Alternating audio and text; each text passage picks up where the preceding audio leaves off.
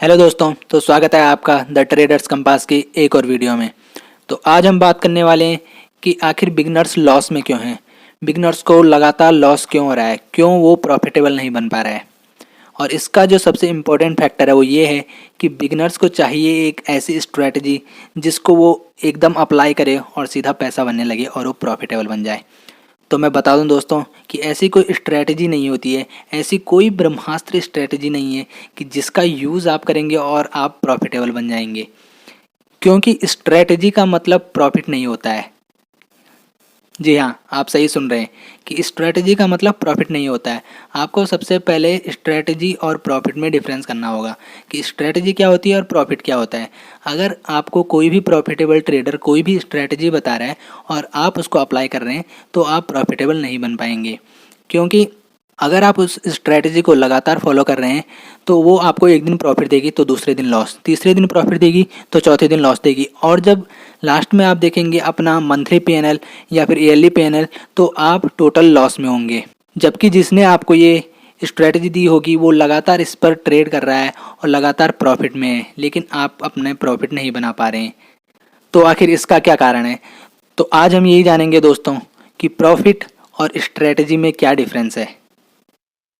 तो आज मैं आपको बताने वाला हूं दोस्तों कि बिगिनर्स कैसे प्रॉफिट में आ सकते हैं।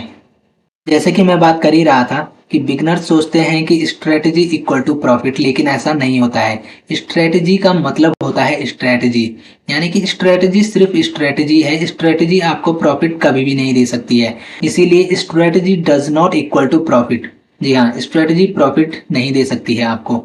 अब जो प्रॉफिट होता है उसका जो रियल मीनिंग है वो क्या है, वो मैं आपको समझाने वाला हूँ कि आखिर प्रॉफिट क्या होता है और आप एक प्रॉफिटेबल ट्रेडर कैसे बनेंगे। तो उसके बारे में हम बात करने वाले हैं आज। तो अगर आप लोगों को प्रॉफिट में आना है और प्रॉफिटेबल बनना है तो सबसे पहले आप लोगों को रिस्क मैनेजमेंट आना चाहिए। रिस्क मैनेजमेंट क्या होता है वो मैं बताने वाला हूँ आप लोगों को। तो रिस्क मैनेजमेंट का मतलब होता है कि आपको अपने रिस्क को मैनेज करना होता है। जैसे कि आपको एंट्री ले रहे हैं और आपने गलत जगह में एंट्री बना ली है तो आपका जो स्टॉप लॉस है वो भी गलत जगह पर प्लेस होगा, जिससे उसके हिट होने की प्रोबेबिलिटी हाई हो जाएगी। तो इसीलिए अगर आप अपनी एंट्री को सही जगह पर बनाते हैं और अपना स्टॉप लॉस सही जगह पर प्लेस करते हैं तो उसकी जो प्रोबेबिलिटी है वो हिट होने की वो कम हो जाएगी। तो इसीलिए आपको एंट्री सही जगह पर बनानी है। तो इसी तरीके से आपको अपने रिस्क को मैनेज करते हुए चलना है। जैसे कि कोई एंट्रीज ऐसी होती हैं कि जहां पर आपका रिस्क रिवॉर्ड सही नहीं होता है लेकिन आप तब भी वहां पर एंट्री बना लेते हैं।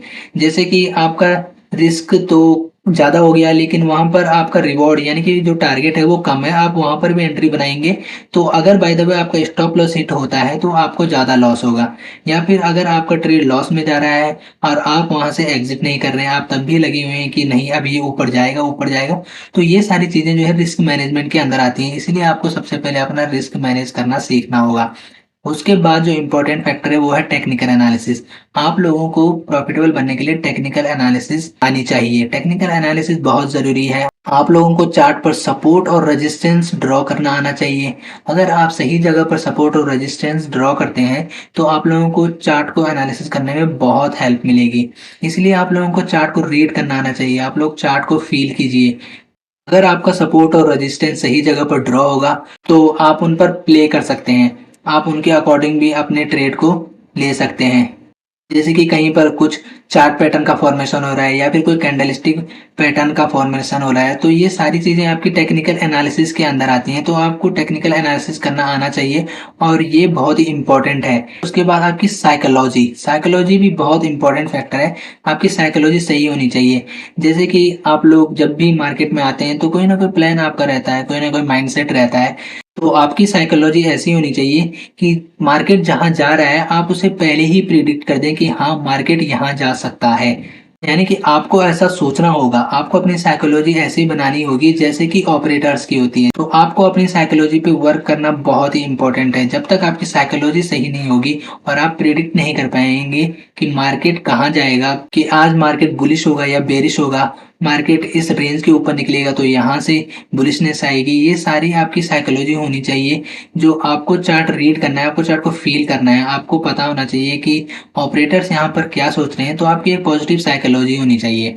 उसके बाद इमोशंस कंट्रोल भी एक बहुत बड़ी चीज़ है, क्योंकि अगर आपके इमोशन कंट्रोल नहीं होंगे तो आप प्रॉफिटेबल नहीं बन पाएंगे। इमोशन कंट्रोल जैसे कि आप फोमो ट्रेडिंग कर देते हैं, जैसे कि आप वेट कर रहे हैं किसी सपोर्ट या रेजिस्टेंस पे कि अब इसका ब्रेकआउट आएगा तो मैं यहाँ से एंट्री बनाऊंगा, लेकिन आप क्या करते हैं कि रनिंग कैंडल पे ही अपना ट्रेड जनरेट करते हैं। तो इसे फोमो ट्रेडिंग कहते हैं। आपको पूरा वेट करना है कि मार्केट यहाँ पे प्रॉपर ब्रेकआउट दे और उसके बाद आप अपनी एंट्री बनाएं। लेकिन आप लोग क्या करते हैं कि पहले ही एंट्री बना लेता है बिगनर्स।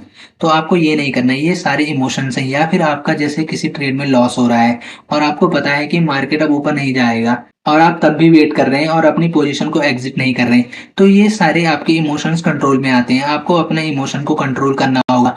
अगर आपका टारगेट हिट हो गया तो आपको सही पोजीशन पे एग्जिट करना है, और अगर आपका लॉस हो रहा है तो जैसे ही आपके लॉस तक मार्केट जाती है आपको वहां पर अपनी पोजीशन को एग्जिट करना है। तो ये सारी चीजें आपकी इमोशन कंट्रोल पे आती हैं।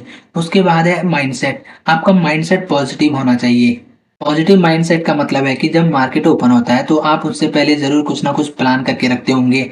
आपकी कोई ना कोई प्लानिंग होगी, आपकी कोई माइंड सेट होगा आपका कि हाँ ये ऐसा होगा तो मैं ऐसा ट्रेड करूंगा, या फिर बुलिश होगा तो मैं यहाँ से ऊपर की तरफ लूंगा। अगर यहाँ पर मार्केट आएगा, मेरे इस सपोर्ट पे मार्केट आ रहा है तो मैं यहाँ से एक बुलिश ट्रेड बनाऊंगा, मेरे रजिस्टेंस पे मार्केट आ रहा है मैं एक बेरिश ट्रेड बनाऊंगा। तो आपका जो माइंड सेट है वो एकदम क्लियर होना चाहिए, उसमें कोई भी हौच पौच नहीं होना चाहिए।